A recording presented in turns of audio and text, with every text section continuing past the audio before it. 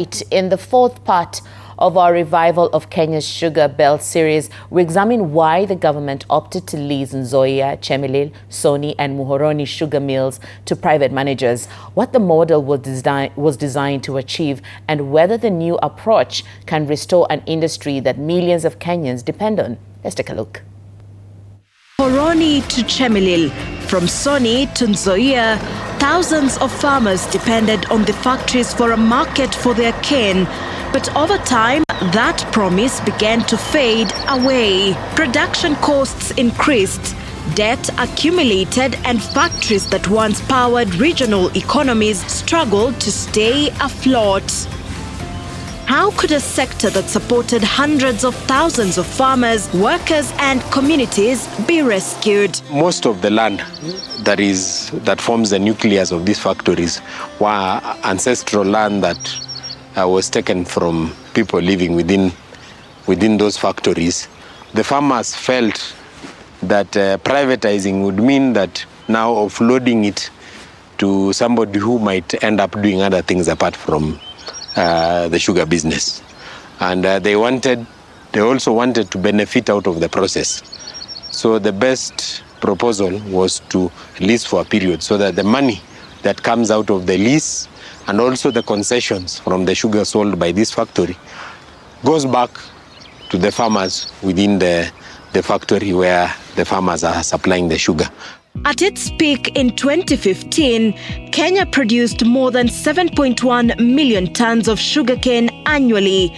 But by 2019, production had dropped to 4.6 million tons.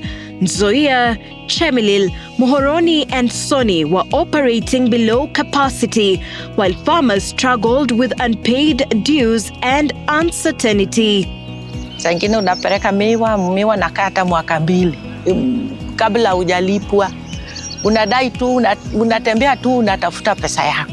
Ungekata miwa mara pili mara tatu kwa shamba bila kulipwa, utakata hii miwa upeleke tena upalilie tena hiyo ifike miezi 18 tena ukate upeleke, lakini haungelipwa. The previous company was operating at a very low levels, which were unsustainable, and that is why really the company was on its knees. That is why the farmers were not being paid. I think even the staff salaries at that time were being delayed. Suppliers were not being paid. The government was very keen during the leasing process, and it required of us to make certain covenants. So one of the covenants was for us to pick up I think upwards of 80% of the staff that were working with the previous entity. Obviously, within the first 6 months, the covenants were clear that we do not hire people from external sources. Instead of government continuing to run the factories alone, strategic investors would be brought in through a leasing model.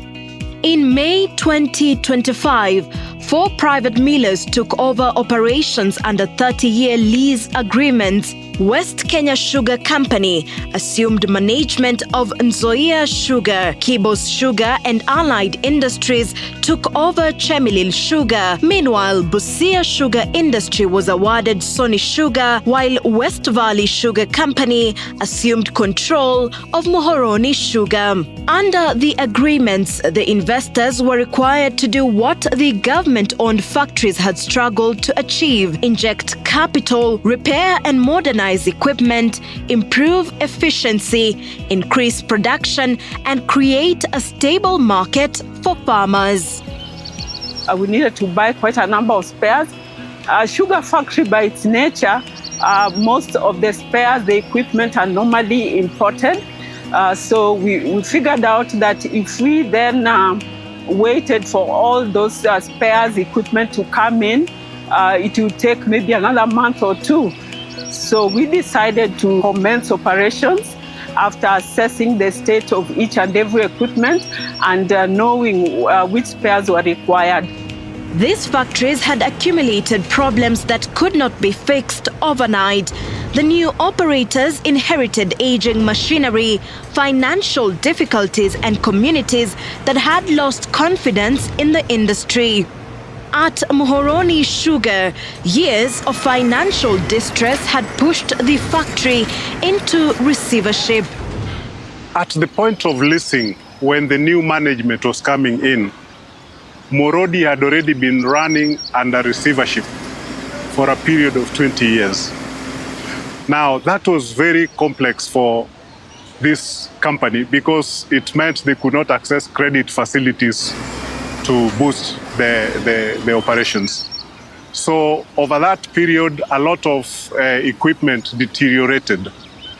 It was difficult to sustain good production, which would create sufficient finance to pay the workers and to maintain the plant.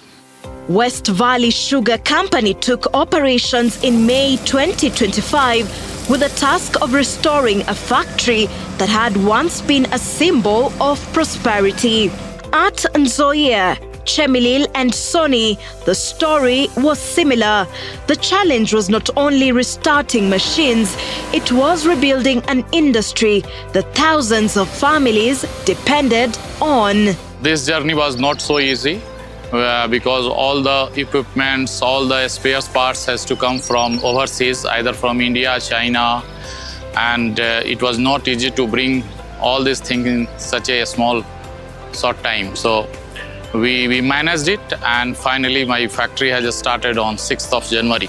Because we came in May, we took time between May and November doing those minor renovations here and there to ensure that we are able to optimize a few of the areas of the production needs. So we did commence our sugar production in the last week of November, and we have been milling, obviously dealing with the challenges along the pipeline, sometimes intermittently, but I